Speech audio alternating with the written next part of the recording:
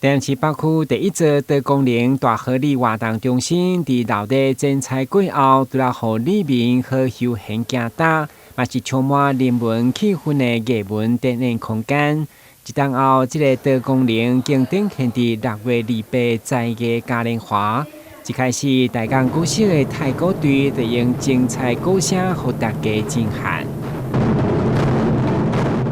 随后，社区的舞蹈班、歌唱班伫老师的指导，嘛一一展现因学习的成果。无分年龄，无分男女老幼，大家拢会当伫活动中心这个舞台来在艺表演，充满成就感。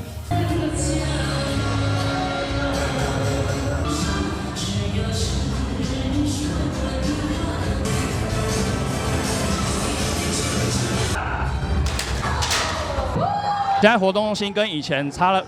距我觉得蛮多的，尤其现在多龄化之后，更可以学习到更多不一样的技能。这样的一个社区环境，最主要就是要带给我们的市民的幸福感。那更重要的，也让我们的居民能够在平常的一个休闲的时间，能够到活动中心来参加一些课程，或者是来参加一些歌唱的一个才艺的一个精进的课程。那我想这样的一个活动中心的最大效益呢？最大的功能就是让提升我们的一个市民的一个生活品质。对此，立委陈天辉嘛前来见证活动中心的多元目标，同时甲区长做伙现场，家己蓝调调，尤其甲大家鼓励。因为一路行来，催生活动中心到争取德公陵，拢是感动的过程。很多的社区表演，有很多的妈妈很会唱歌，甚至我们有地方的小朋友的跆拳道，所以他们都一起汇集，能够做一个表演，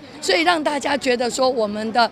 活动中心是这多元化，而且会当让大家来这行行看看佚佗，这是咱一个非常好的享受。开始早期的活动中心主要是提供民众集会甲各项公共事务，不过随着时代进步，民众需求不断增加，活动中心已经调向民众终身学习艺文的展演，甲社区福利服务的多元化。台南新闻阮吉采访报道。